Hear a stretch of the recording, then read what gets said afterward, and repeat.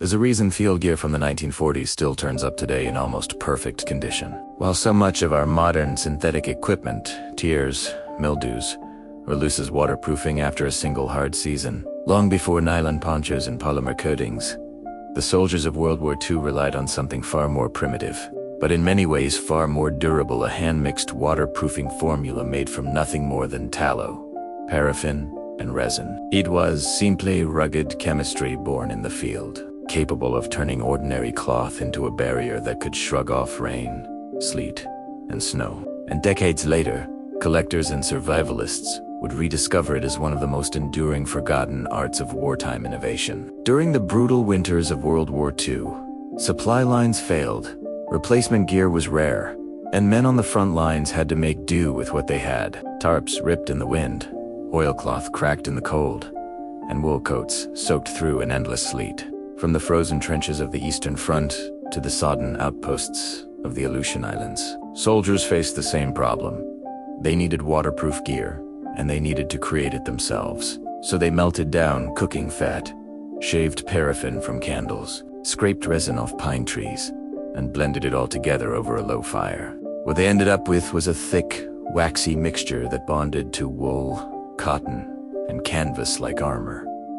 Flexible enough to move with the fabric, durable enough to withstand entire campaigns, and breathable enough to resist rot. This wasn't like modern coatings that peel and delaminate over time. Once the wax mixture seeped into the fibers, it became part of the cloth. When it cured, a treated blanket or a canvas sheet could shed water for months on end. Soldiers from both sides wrote about how these improvised grease-waxed blankets replaced tarps and kept bedrolls dry during snowstorms. Ground cloths became dry sleeping platforms.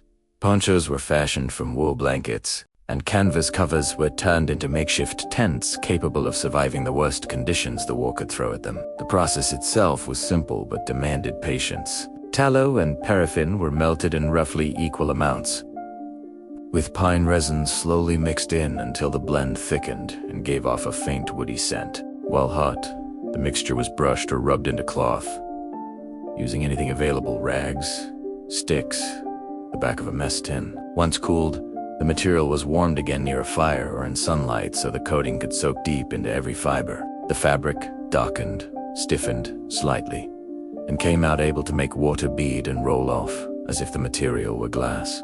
If the water didn't bead, the soldiers simply added another layer. Modern recreations of the technique show that the key lies in the balance of ingredients. Too much wax, and the cloth becomes brittle.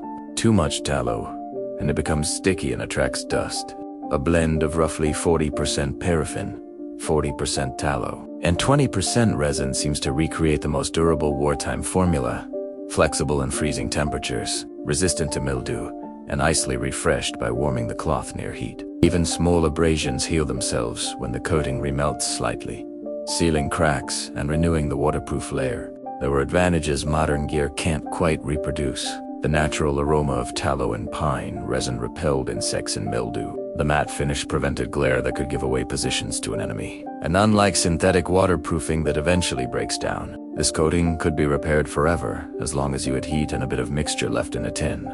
Today, enthusiasts restoring World War II equipment often find that treated canvas still outperforms many expensive modern fabrics. The old recipe keeps cloth breathable, tough, and reliably watertight, even under heavy soaking where modern laminates sometimes fail. And for those who want to recreate it, the process is still accessible.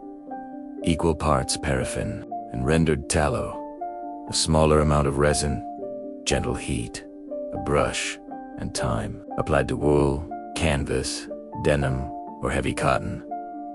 The mixture turns simple cloth into a water-repellent barrier suitable for tarps, tool rolls, ground cloths, pack covers, or bushcraft smocks. With the right stitching and seam sealing, even a basic drop cloth can become a long-lasting shelter. The beauty of this old method is its adaptability. If you want historical accuracy, animal tallow gives the authentic scent and texture of the wartime blend. If you prefer something cleaner, beeswax or soy wax can stand in for the tallow without losing the resin's binding power. Either way, the result is the same: gear that lasts, breathes, and protects long after synthetics have failed.